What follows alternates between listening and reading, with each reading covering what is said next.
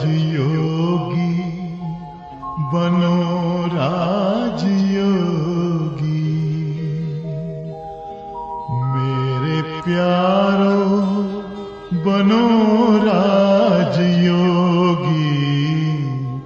राजयोगी बनो राजयोगी, मेरे प्यारो बनो राजयोगी, राजयोगी बनो राजयोगी।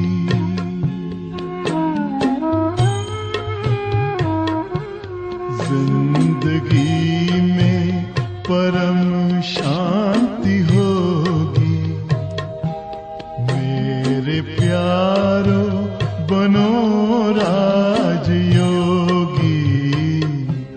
राजयोगी बनो राजयोगी।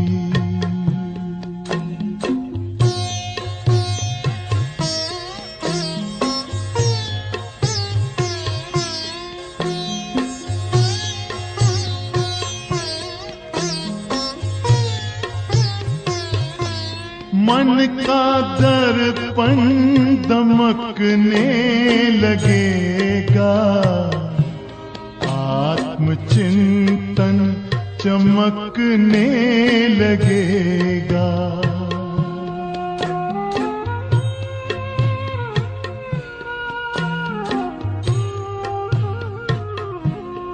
मन का दर्पण दमकने लगेगा, आत्मचिंतन चमकने लगेगा। योग पथ पर जरा चल के देखो, सारा जीवन महकने लगेगा, सारी काया हो, सारी काया बनेगी निरोगी, मेरे प्यारो बनो राजयोगी, राजयोगी बनो राजयोगी। योग मानव को संयम सिखाता, संतुलन आचरण में लाता, आत्मा और परमात्मा का ये मिलन हर घड़ी है कराता। योग महिमा हो, योग महिमा कभी कम न होगी, मेरे प्यारो बनो राजयोगी, जिंदगी में परम शांति होगी, मेरे प्यारो बनो राजयोगी, राजयोगी बनो राजयोगी।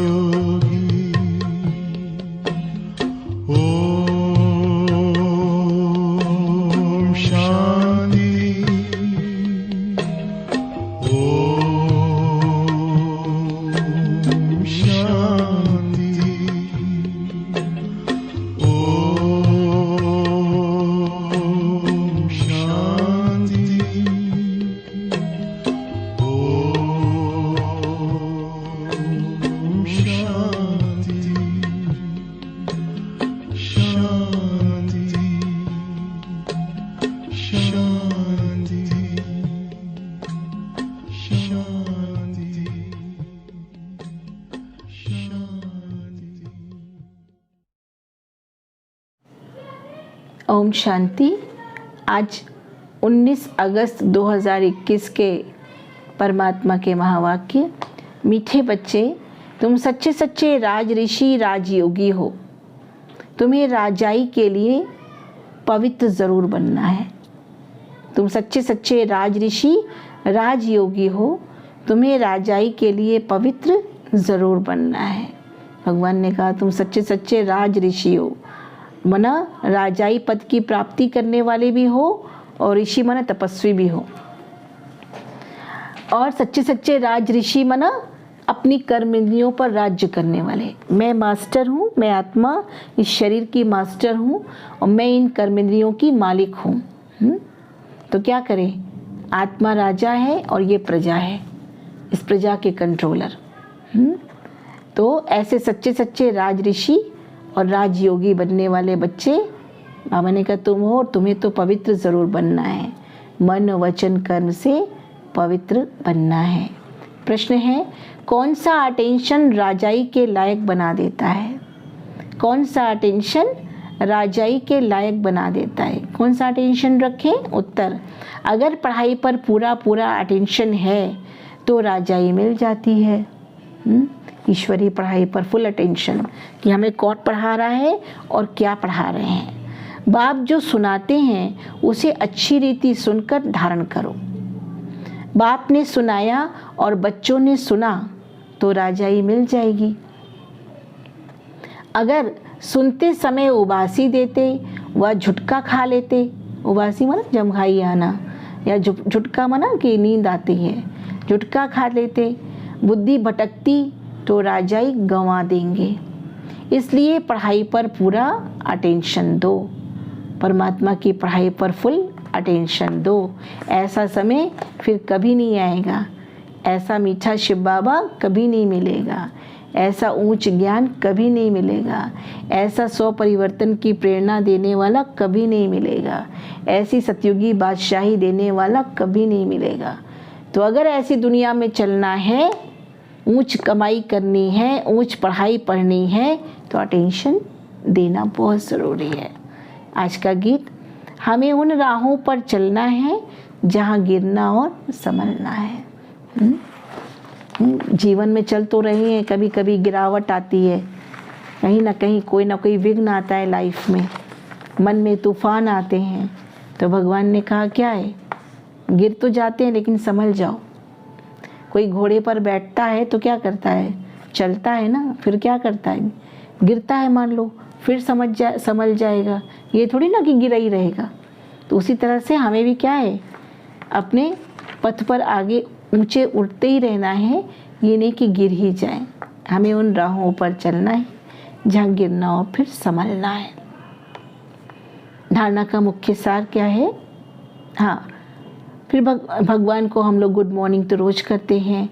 मीठे मीठे सिक्के लदे बच्चों प्रति माता पिता बाप दादा का याद प्यार और गुड मॉर्निंग। रूहानी बाप की रूहानी बच्चों को नमस्ते। हम बच्चों की भी मीठे मीठे शिव बाबा को बहुत बहुत नमस्ते नमस्ते, गुड मॉर्निंग।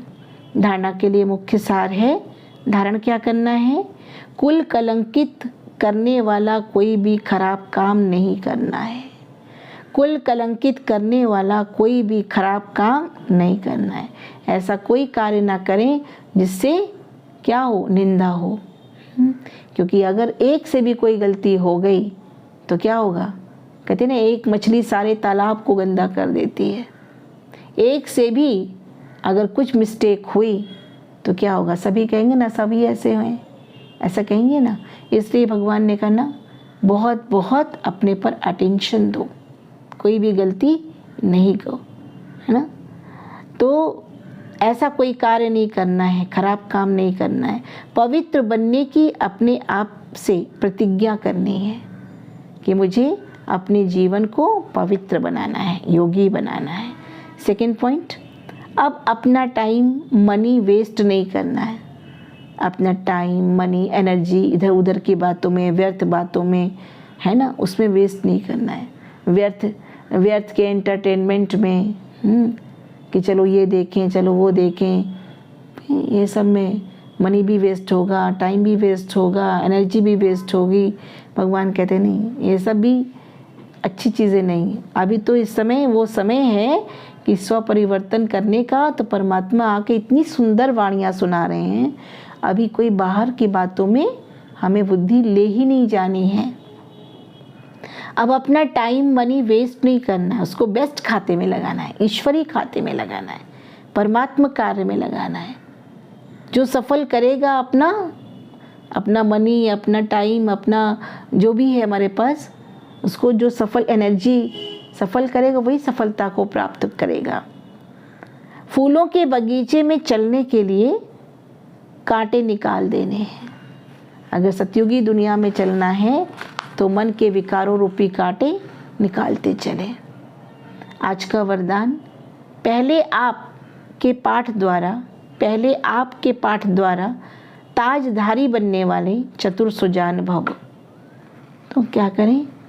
पहले आप का पाठ पक्का करें। हर बात में दूसरे को रिगार्ड दें, आप करिए, आप चलिए, आप करिए, ऐसे करना है। तो वही चतुर सुजान बच्चे हैं और वही ताजधारी भी बनेंगे। जैसे बाप दादा अपने को ओबीडियंट सर्वेंट कहते हैं, मैं तो आप बच्चों का आज्ञाकारी सेवाधारी हूँ। आप बुलाते हो तो मैं परम धाम से आ जाता हूँ। कैसे भी करके इस दुनिया में कैसे आऊँगा? ये तो पतित दुनिया है, विकारी दुनिया है। यहाँ कौन ऐसा है जो हम इस दुनिया में आएंगे और कैसे आप सबको ज्ञान देंगे? तो आके पर काया प्रवेश करके हमें आकर के सुनाते हैं। कितनी बड़ी बात, परमात्मा की दया दृष्टि है हम सब पर। कितने जन्मों के पुण्य का खाता है जो परमात्मा हम पर दृष्टि डाले। तो कितना मोस्ट ओबीडियंट सर्वेंट बन करके परमात्मा हमारे पास आते हैं। सर्वेंट कहने से ताजधारी स्वतः ही बन जाते हैं, है ना। ऐसा ना समझे कि हम तो सर्वेंट के बच्चे, हम लोग सर्वेंट हैं। सेवाधारी परमात्मा जब सेवा कर रहे हैं, ज्ञान से हमारी सेवा कर रहे हैं, तो हम भी तो सर्वेंट हैं ना। तो अगर हम अपने आप को सर्वेंट समझते हैं, सेवाधारी समझते हैं, तो हम भी ताजधारी बन जाते हैं, क्योंकि झुकना ही पाना है। ऐसे आप बच्चे भी स्वयं नम्रचित्त बन दूसरे को श्रेष्ठ सीट दे दो। उनको सीट पर बिठाएंगे तो वो उतरकर आपको स्वतः ही बिठा देंगे। दूसरे को मान देंगे तो स्वयं भी मान के पात्र बन जाएंगे।